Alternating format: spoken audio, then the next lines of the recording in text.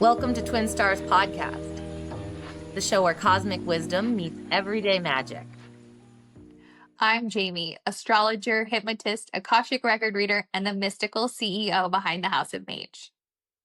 I'm Josie, astrologer, artist, and chakric pagan.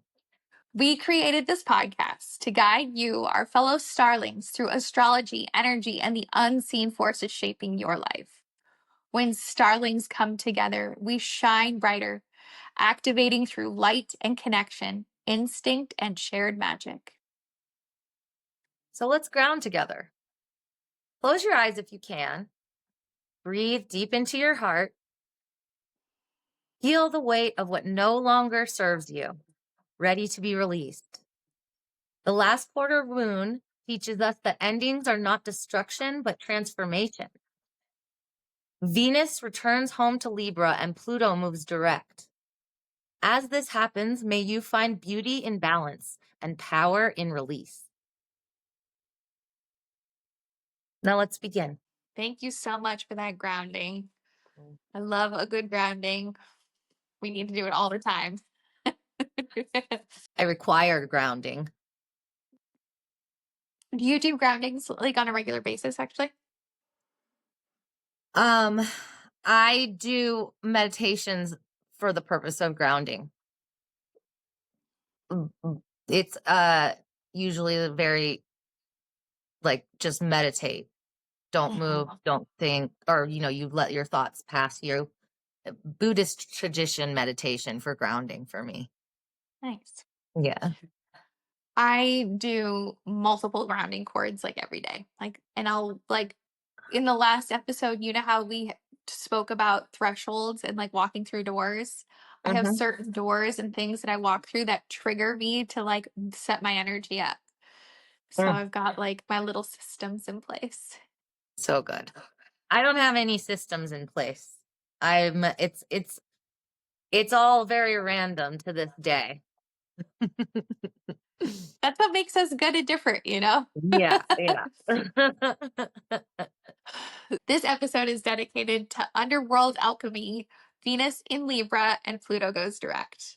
All of these things are going to be happening this week of October 13th. This is a really interesting sky right now for this time of year because of that. The Persephone and Hades story is so tied to the change of this season. It's very specifically the story and the myth that tells us why we have winter and summer.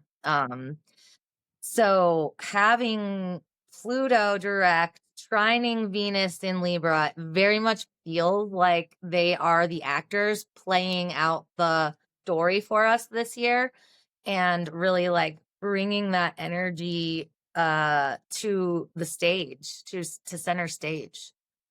Even though we get this energy at this time of year every year because it is the Greek myth of the autumn. But yeah, this year we really get the full show with Pluto and Venus. This waning moon asks us to release in love, reclaim balance, and rise renewed in our buried power. And if you'd like some rituals and workings that will help you reclaim that balance, don't forget to check out our grimoire companion in the show notes. And like, subscribe, and leave a review to help our Starling community grow. Yay! Admin out of the way. We did it. Vibe check time. So how are you doing? Yeah, no, you go first. How are you? The vibe. I must say that there's an untethered feeling that I have, as if floating away, kind of slowly. I've been talking a lot about how I've been through a lot of change and growth and healing, but it's been incredibly challenging. And it used to be, so now I have a new response to the world around me, and this sort of energy that feels untethered now. It used to be unhinged, like, the wavy, flailing, inflatable tube man was what it was like to just feel like I was always like throwing energy around pretty chaotically. And now, like in this moment, at this time of year, this time around specifically, I just feel like I'm slowly floating with that air and I don't know where I'm going, but it's different. And we shall see where it leads, but it feels very unknown, a bit scary, but so much calmer than the wacky man that Okay. I feel like I once was. Good. Yeah, a lot calmer and scarier though, because there is no grounding here. I'm not tied to it. Doesn't feel like I'm tied to anything. That's my vibe check. It's untethered. You need to do grounding rituals all the time then. Yeah, they're really pretty important. Grounding cords for you. Hmm. Um, my vibe check has been I had kind of like a sad, frustrating past week. I have a lot of different people in my life that suffer from mental health, and it's a problem that doesn't only just like affect them, but like it affects the people around them, myself included. And by no means am I saying that this is like necessarily about me, but it's really disheartening that like we are in such a state of affairs that mental health is like running rampant, and like that there are so many people that are out there hurting. And that saying of like hurting people hurt people, I definitely have felt that. And because I know that they're struggling, I feel like there's no place for me to even say anything about it. I just have to like continue on. And that Wow. like breaks my heart for myself and for them too, because I don't think that they intend to make people feel the way that they do. Yeah. That's a lot, and I feel like I've been in your shoes many a time where it's tiresome at some point. You want to be there for the people you love. You want them to be there for you, but it does get tiresome to just continue to show support. I think it has to do with when people aren't really able to like do any of the work themselves, then the mental wellness in question becomes much more impactful for everyone around them. Yeah. Hmm. Well, and it's just hard because it's when someone in your community hurts, it's not just them that's hurting. Like them being in that state, it affects everybody. And then you feel for them, and when people are really depressed, they can't even conceive of getting out of it or doing exercises or practices that will help them out of it. And it really seems like an impossible situation. And I just feel like there are more and more people suffering like this all the time. True. And it is really important to think about how connection is a tool to improve all of our mental health, because it's like, the concept of self-care is all well and great, but so much of mental wellness has to do with healing and relating to other people, healing with other people and relating to other people. Yeah. And so it's like it's tiring, but it's also the most important thing that we do stay connected with these people who are a challenge to us in our lives. Yeah. Feels like the proper work to be doing during Libra season. Let's Mm, just keep yeah, the relationships alive yeah, and just pray that the pendulum will swing, and then better days are ahead. absolutely. Yeah, Libra is bringing you the interpersonal relationships. I feel the same way. We brought it right up to the forefront this season. Yeah. Hmm. Yeah, but one of the things that's like really great is that we have this astrology that can really help us through this, Mm, because hmm. we have the last quarter moon, so the waning moon. And during the last quarter moon, this is the time when we get to release, reorient, clear before the new cycle begins. Because we've been practicing astrology for quite some time, like that makes perfect sense to us. but let's just like demonstrate and show the starlings what this could look like. So, if you were going to apply that last quarter energy of releasing, reorienting, clearing space, how would you apply it to your life right now? Yeah, actually, I kind of really this is a fun thing that I do a little differently. And I always try to do my ritual tied with the Sabbath at the lunar cycle that is closest to that reflects, actually. I like the lunar cycle that reflects the Sabbath that we are moving through. So at this time of year, Mabon just happened, and now the third quarter moon is the moon. This is where I'm gonna do my ritual magic for Mabon, is on the third quarter moon. And so I've been doing that for about a year now. And so on the new moon of the winter solstice, I would be activating my winter solstice energies. On the first quarter moon closest to the spring equinox, I would be activating my spring equinox energies. So on and so forth with the full moon at the summer solstice. And now here, this is my moon where I saved my main Mabon rituals, the more personal ones especially, for the last quarter day.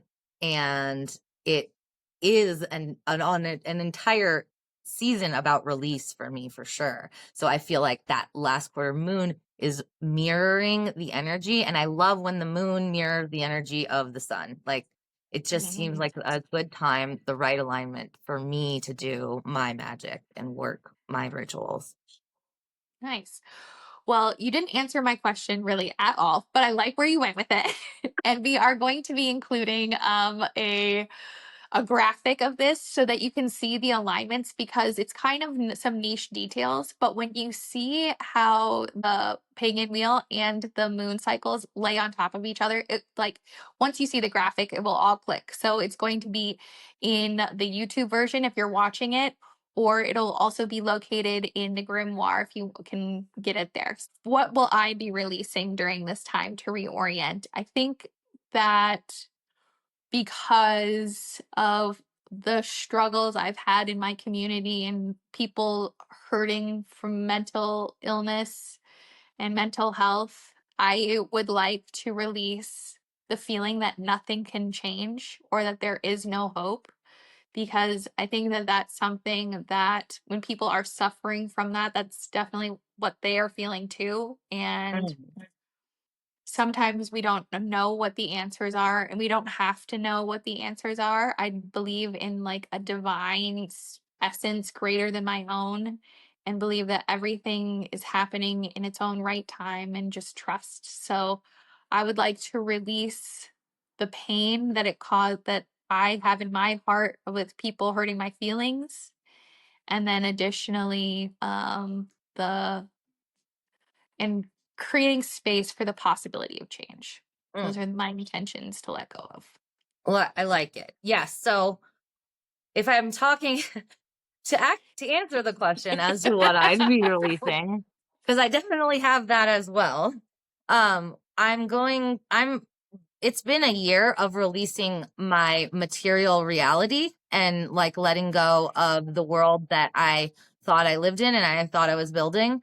And so it is, and it's funny because it's like your typical destructive situations: losing your housing, losing your job, going through big relationship shifts with family. Those things are intense and sounds destructive, but no, it's been a incomplete process of transformation. So at this point, I'm like letting go of any attachment I had to what I thought was going to be in the past couple of years. Letting go of attachment, um and like trying to adhere, just to stay with things for loyalty's sake and stuff like that. Like, that stuff is what I'm letting go of right now. It's really just, it is a bit of coming untethered and detaching from the like the rules and the standards, and what we should be doing. That's going to be my main focus for That's this period. That's beautiful. And especially because, you and I have a lot of fixed energy. So us Mm. being like loyal, like we kind of like it's once it's decided it's there. So it's really hard for us to like make any changes.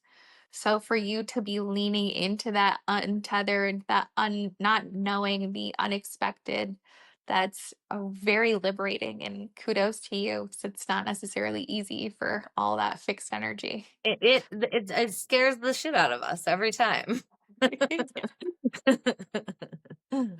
Mm. So when it comes to Venus entering Libra, Venus is all about harmony, beauty, equilibrium, and the shadow can be people pleasing and false balance. And then when Pluto is direct, that is when shadow truths are going to be resurfacing, transformations solidify, and hidden powers rise. So those two dynamics are pretty opposite, I'd say. Like, um, light and fluffy, beautiful, like, and then just like the deep and heavy. That's why I'm so thankful that we do have a myth like Persephone and Hades to reference, because the connections could be hard to express otherwise. The way that we have stories like Persephone and Hades, it sort of speaks to, I think, the process of, all of us going through something, getting trauma in our lives, and sort of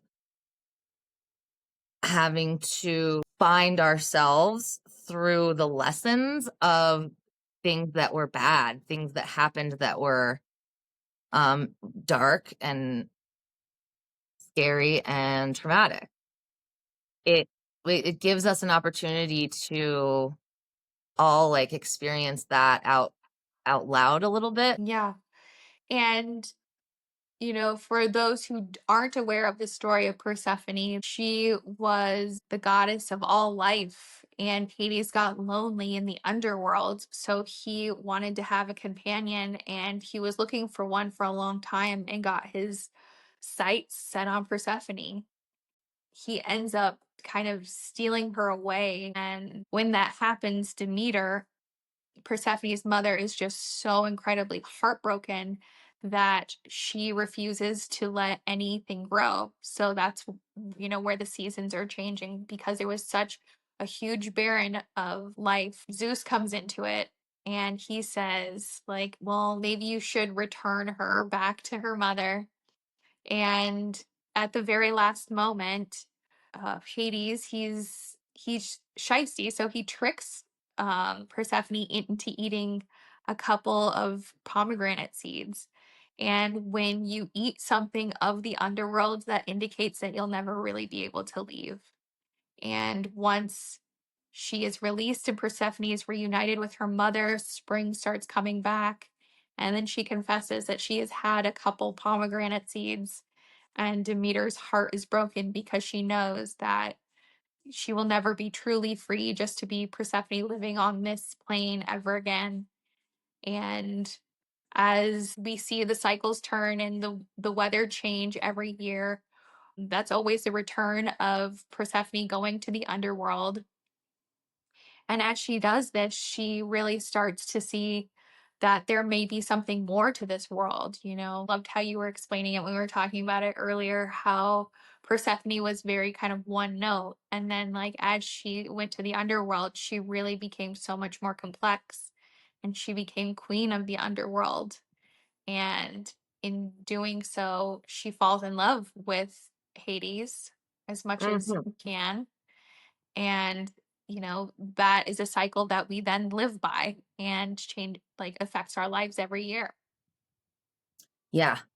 It's cool to me. I've always liked that about, like I was saying also, Persephone Hades storyline is so it's a real example of seasonality and explaining seasons through myth and through the energy of gods and goddesses.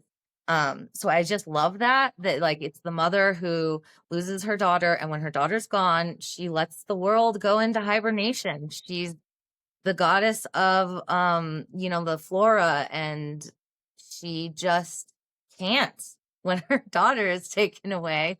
So everything just shuts down and we go into winter.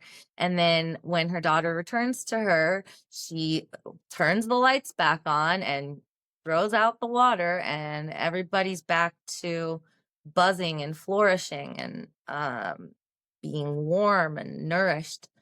And I there are so many stories, and a lot of them are really like interpersonal more, but this one is specific to seasonality, and it's just a story of seasons. And it's like a classic story of the seasons, and I just love it for those reasons, because I really do feel like the thing the reason I would refer to myself as a pagan is because I honor the seasons and nature, and that's what I'm trying to honor, is the experience of nature and seasons on Earth as we revolve around the sun. Beautiful. I love that. I love the declaration of paganism too. That was really beautiful. Thank you for sharing. Yeah.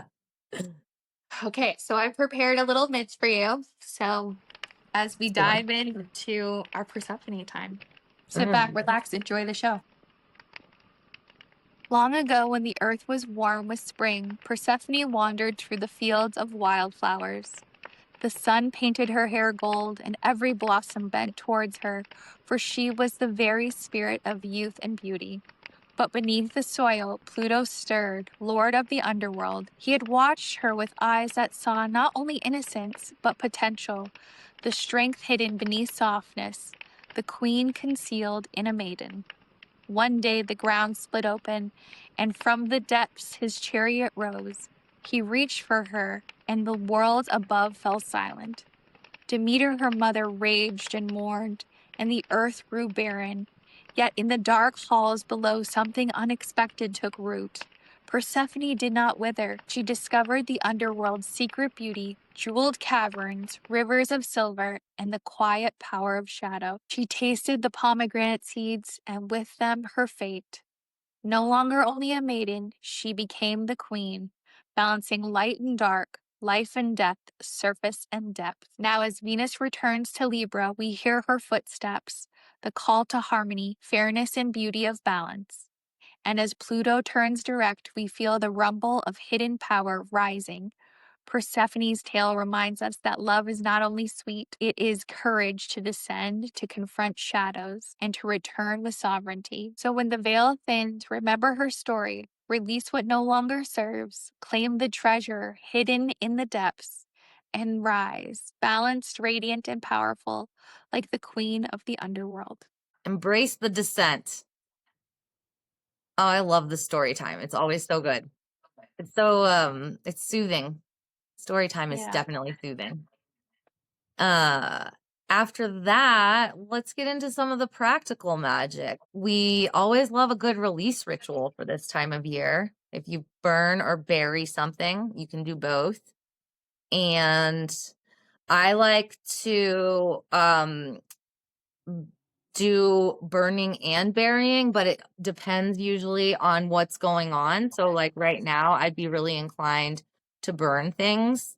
Whereas if I was doing release rituals around the spring equinox, I would bury them for sure and let them like nourish some soil that I'm growing little starts out of. I always have little starts I usually just, it's aloe. I'm like a one trick pony over here, but I have my aloe starts every spring, and I'll bury little messages in the jars.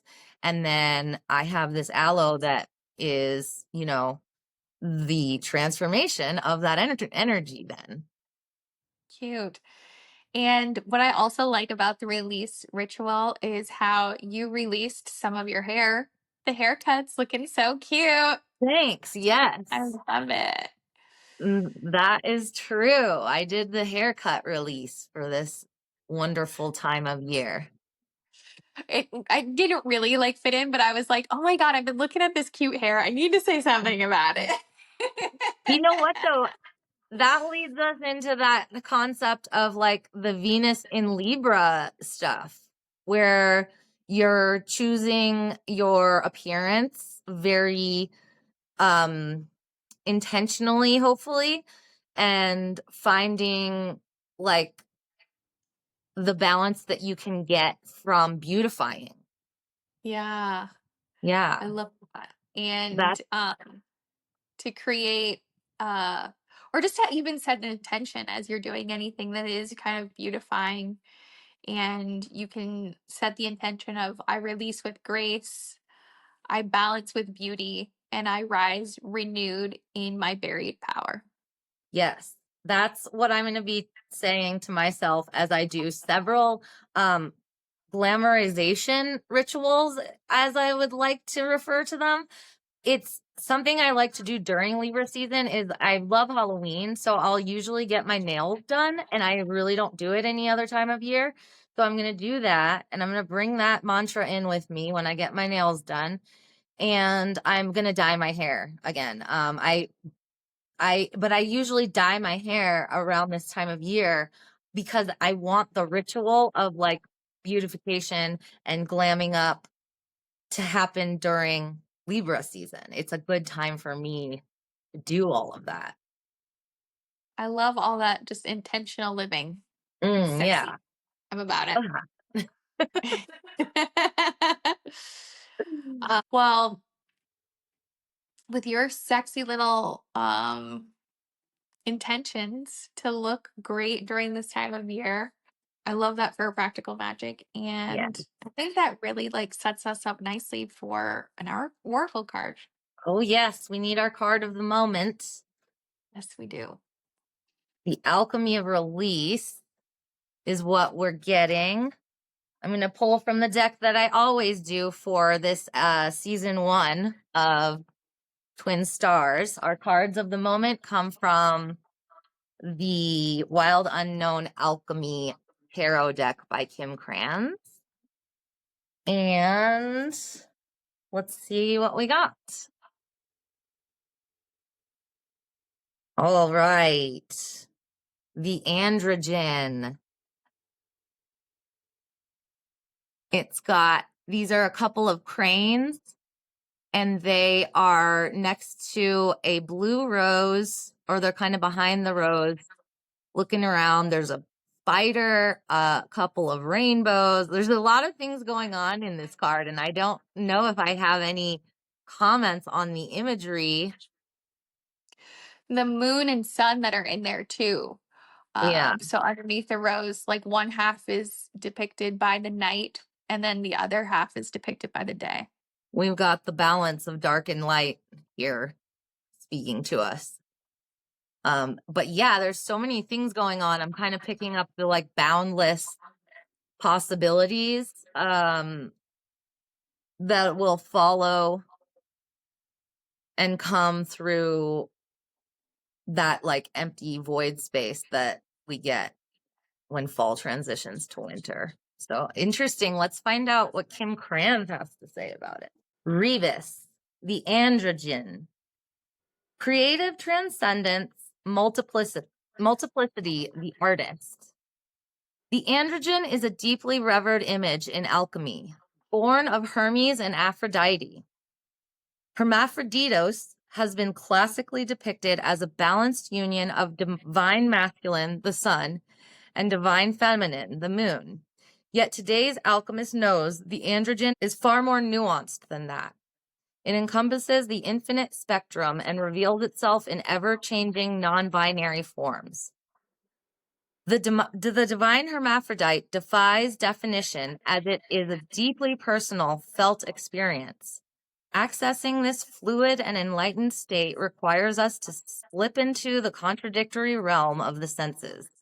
Breath by breath, we are drawn into our limbs, our fluids, our orifices, organs, and cells. We let go of rules and labels. Judgment is suspended. The gods are present, as are the creative mysteries of the underworld. For a brief moment, we hold all of our complexities in one loving form. All of the complexities in one loving form. That's Persephone after her experience in the underworld. Oh man, I love it. Yeah, it's great. Like a newborn, we know not our name, gender, age, or location. We are the embodied artist, embraced unconditionally by sun and moon. And that could be like, we reframe the concepts of Demeter and Hades as, in some sense, the sun and the moon, the light and the darkness, even though he's not the moon really, but it's the same, like, in this context, the way they're talking about the sun and the moon here reminds me of like the influence of two parental figures in one's life, and like the influence of light and dark, and the influence of like the angel on your shoulder and the devil on your shoulder. And like, it, for us, we want to come to this complexity where it's not one is good and one is bad. We are all a mix of all the things and the infinite spectrum, as she says. Yeah, and I love how this is like embracing our evolution of where we are to go, Yeah, where we do have parts of ourselves that are masculine and feminine. Every human being has that. right. And for us to not get so caught up in labels and knowing our name or anything like that, where we can just like be the creatures that were created by the gods, that is where we're headed. I don't think that it's lost on anyone that we're in a very pivotal time. And a lot of people are saying, like, in 2027, we're going to have like such a huge breakthrough. And, we'll see. I mean, people also said that like Y2K was going to be real and that there was going to be, what was it that happened this past week? That didn't happen. What is it Uh, called? well, I don't know what was supposed to happen. I'm out of the loop again. It's like one of those Christian things Like a about rapture was supposed to happen. yes. Oh, was The it now? rapture, yeah, I, the rapture was I supposed missed to it happen this past week and fail. So, you know, um who knows about the 2027 situation, but too. Yeah. regardless, we are at a time where things are changing so fast. So for us to be holding multitudes within ourselves and loving and respecting all parts of ourselves, it's a beautiful demonstration. Mm, yes, it is. That's a good one. That really, these cards never fail us, do they? They really don't. I Kim love. Kranz is channeling something Yeah, for sure. she's channeling us. We're channeling her. We're all channeling the wild unknown. We're all part of the It turns community. out we're all channeling the wild unknown. Thanks for journeying with us into the underworld of the waning moon. If this episode helped you release or reclaim something, Share the magic, leave a review, and follow the show. Invite others to our celestial circle. don't forget to check out the Grimoire Companion, our witch's guidebook, in the show notes linked below. You can find me on Instagram at Basic Witch. And I'm at House of Mage. Until next time, starlings. I descend to release, I rise to reign, I alchemize in beauty and power. So it is. And so it is. Bye.